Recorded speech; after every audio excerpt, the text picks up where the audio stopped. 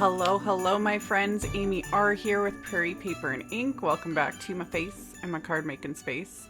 And a couple more Christmas cards for this year's holiday card series. I pulled out this Waffle Flower Ornaments background foil plate. I bought this last year. I think this was part of last year's release.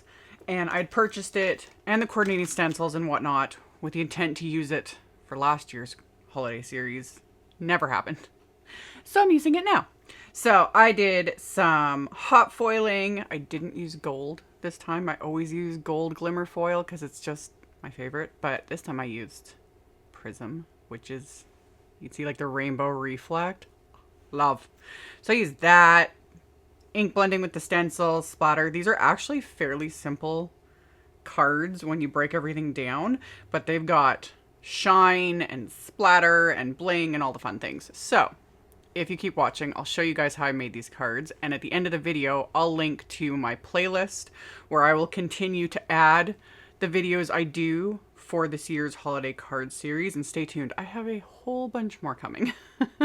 All right, let's get into the cards. My first step in making these cards was to do the hot foiling. So I've got this Spellbinders PRISM Glimmer foil and trimmed it down to slightly bigger than my panels, which are A2 size pieces of Simon Says Stamped Smooth White cardstock. And then I've got the Ornaments, is that just Ornaments background? Ornaments background hot foil plate from Waffle Flower. And normally I go on about, like, I tape my foil to my cardstock. I tape the plate down as well. That seems to work. However, with one like this, the plate is bigger than the cardstock. Trying to tape anything would just be more work and annoyance. So I heated up my Glimmer hot foil machine and I put the plate on it before it was fully heated up. So it just got a little bit of extra time. And then when the solid green light was on, I put the foil down with the pretty side of the foil touching the hot foil plate, then my cardstock, press the timer button. It takes about a minute to heat up. Put the two plates on it that come with the Glimmer hot foil machine. When the plate or the light went solid, I ran that through my Platinum 6 die cut machine. And this is a little bit sped up in editing, but I run it through just slowly and then pull the foil off, and chef's kiss perfection. There's just, because you don't know until after you've rolled it through, and then remove everything to see whether or not the results are good. And it's so satisfying when it just works. So I did this a second time, exact same process. The plate was already heated up, let it heat up till the light was solid, foil, pretty side touching the plate, cardstock, the two plates, press the timer, let it heat up for a minute, run it through the Platinum 6 machine to give the pressure. And then I've got these two foiled backgrounds. And yes, technically you could take the trash foil and use a big solid plate and get a solid image as well. That, get kind of 2 for 1. I didn't do it for today's video, but it is another possibility. And then the other thing I did was I took this is just a big, sort of fluffy brush. Not really. This is a Zen brush. I'll have a link to it. And I just went over the background with that, and that just removes any bits of foil. You'll find that with really detailed images like this, that certain parts of the foil kind of cling to it, like they're not part of the design. It's just excess foil. So you can just use a large brush like that, or even just gently just rubbing with your fingers removes those little extra bits. They also would have been removed when I go to do all this ink blending, but I find it's just easier to remove it ahead of time. So that's what I did. I just brushed over with that big brush, and now I'm doing my stenciling. Got my Waffle Flower grip mats out here. I've got my big one. This is the 8.5 square one. I've mentioned this in other videos. I do have another one on order. This is my favorite one for stenciling. And beside it, I have the little 6x6 one that I've just been using, but I prefer the larger size. Just makes my life easier. So I have the coordinating ornaments coloring stencil. So it's a layering stencil set. And I have my background and put the first layer of the stencil, which basically just does the background. And I'm using Concord and 9th inks for all of this. And this first one is Juniper. And my original plan was I was going to do like each of these backgrounds, like back to back to back. Just super simple. But then I was like, wait, I always do the insides of my cards. What am I going to do? And I wasn't sure, but then I was like, why not use these stencils on the inside of the card? You know, I'll still get the pattern and it should work. So I removed that other background from the smaller grip mat, stuck my card base onto there. It's going to be a top folding A2 white note card. Use some post-it tape right at the score line there so that I don't get any ink past the score line. And then I took my stencil, like I always do, put it onto the inside of the card, and without re-inking anything, just using what was on my brush and what was on the stencil and a very light pressure, I blended that onto the inside of the card. And it'll all come together as I do all the layers. So now I'm back to doing how I normally do this. So second card front, exact same process. Took the stencil, the same first layer that's doing the very background of all these little ornaments, stuck that over the other hot foiled background, and then blended this juniper ink over it. And Concord and Ninth inks, they do dry back, and they soften and they smooth out as they dry. So it's going to go and look darker when it's first wet. And, sometimes it might look a little bit streaky, whatever, but it will smooth out and look just fabulous. Just fabulous. Very, very similar to Simon Says Stamp's Positively Saturated inks. I've talked about this a lot. I find that those two inks, the formulas are very, very similar, and they play nice together. So doing the exact same thing without re-inking my blending brush or anything, I put the stencil onto the inside of the second card, just light pressure, and then just swirled the brush around and just lightly blended what was there onto what will be the inside of the card, because I don't want that solid deep color on the inside of the card, because I will write over that. That's, the design and everything is just extra, but I don't want it so vibrant that you can't write anything over it.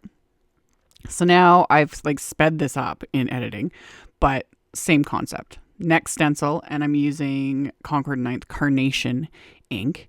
And then to give it a little extra something, you can totally skip this, but I was just like, why not? I'm using a shade darker. This is Briar Rose. And my Waffle Flower Shader 1 Plus brushes. Really loving these. I never did a proper review of these newer ones. Basically, they're more dense, softer, and they're the reason for them versus the original shader brushes is because they're more dense and softer. They apply more ink quickly. And I'm keeping both. It's going to just depend on what I'm going for. But what I use them here is just to blend that darker shade kind of just closer to the edges of the stenciled areas. And again, this is going to soften and dry back. It's going to be even more subtle, but it just gives a little extra. If you want more definition, you just need to go in with a darker shade of ink between what is blended. So for the inside though, I'm not going to use the darker shade. I just stuck that stencil right onto the inside of the card, use that same larger blending brush, and just lightly blended whatever was left on the stencil and whatever was left on the brush onto the inside of the card. Did the same thing with the second card front, second card inside, and then going on to stencil number 3. And then for this one, I'm using Honeycomb ink from Concord 9th. So just a nice kind of brighter yellow shade. Blend that all over these ornaments. And then I'm going to use another one of the Shader 1 Plus brushes and Stardust ink. So just a deeper shade. And again, it's going to go on darker, but then it'll just smooth out and kind of dry back and soften a bit. So went around, added this, and yeah, I was kind of thinking with the ornaments, because the ornaments themselves look a little more retro. You think of those vintage glass ornaments. Oh, vintage mercury glass ornaments are just so beautiful. So glass ornaments are gorgeous. But anyway, with the inside of the card, same thing. Just put the stencil on and blended what was left on the stencil and what was left on my brush without adding that extra shading, because it's not necessary. And then repeat the process for the second card front and inside. And then the final little stencil just does the little details. So for this one, I'm using Concord 9th Sprout ink, my lighter green. And then I'm going to use a shader 1 Plus brush and parsley ink, which is darker. This one, again, it's subtle because there's not very much like open space with this stencil and for these colors, but it still works. So just kind of went in and added just little darker areas here and there with the little brush, and then pulled it off, stuck it onto the inside of the card, and then lightly went over that with my bigger green blending brush and just added that. And I really like how the insides turned out. I wasn't sure. I was like, this might be weird, but I was like, no, this actually works. You can, in fact, you could just do a card front with just the stencils. You know, just the way they're designed, the ornaments are just there. So I was having quite a lot of fun with this. And then of course it's like, oh, you could do this in so many different colors, like all the different colors of hot foil, of Glimmer hot foil, all the different color combination. Like I could do this all day, every day, but I don't have enough time. So this will be it. I did add splatter though, because that's just is. However, I mixed it up. Instead of using gold splatter from my Gonzai Tombi Starry Colors palette, I used the white gold because I thought that went better with the PRISM foil and just everything. And I need to use this one more often. It's perfect for Christmas cards. It just gives an extra something.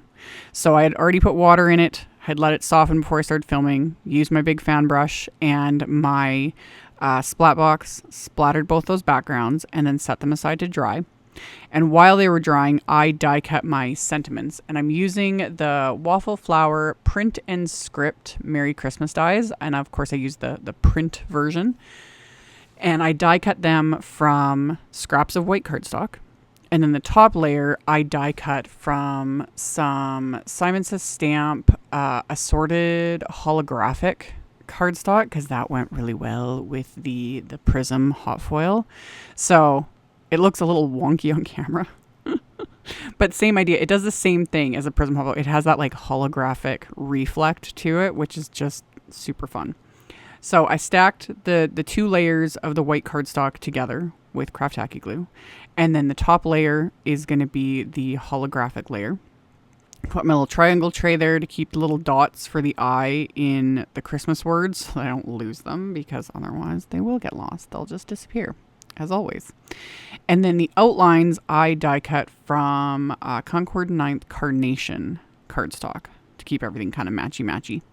So adhered the sentiments to the outline, and then the dots I do separately, just like so. So much easier, just using my little embellishment wand and adhering them into place. And then did that with the word Merry, and then you'll see my camera shakes because I knocked this onto the floor, because that's just, I'm clumsy.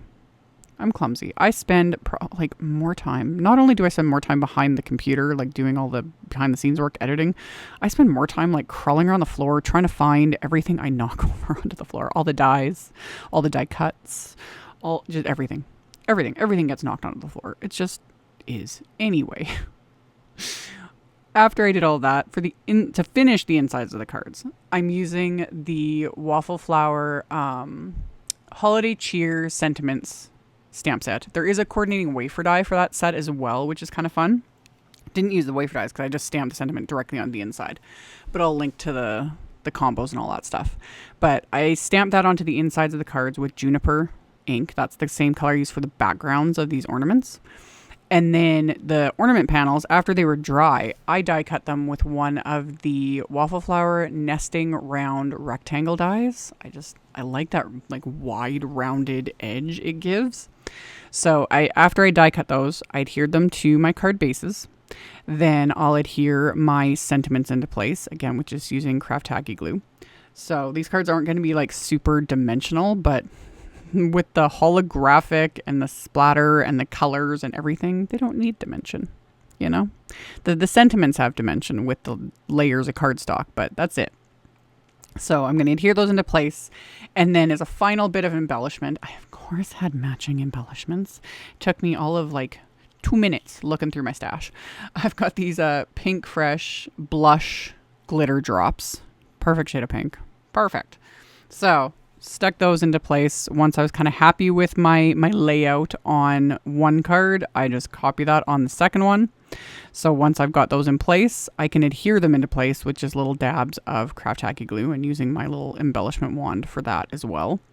So get those into place, and then time to adhere. So just little dabs of glue, lift up the little embellishment with my embellishment wand, press it into the glue, then you just got to let the glue dry, and that's going to finish off these cards. So once those are adhered, these ones are done. So as always, I will have a link below the video to my blog post. In the blog post, I'll have the pictures, picture links to everything I used, etc. I will also have my supply list with links to everything I used. That will be in the description box directly below the video. You just got to expand it, and all the info will be there for those looking for it. So you can just check that out below if you're interested. Thank you all so very much for taking the time to watch my videos, for thumbs upping, commenting, subscribe if you haven't. I'd love to have you. I really appreciate it. And yeah, that's it for the moment. Like I said in the intro, I will have a link to my holiday 2023 playlist here at the end, so you can check that out if there's any you may have missed. And I'll see you all very soon in the next video. Bye.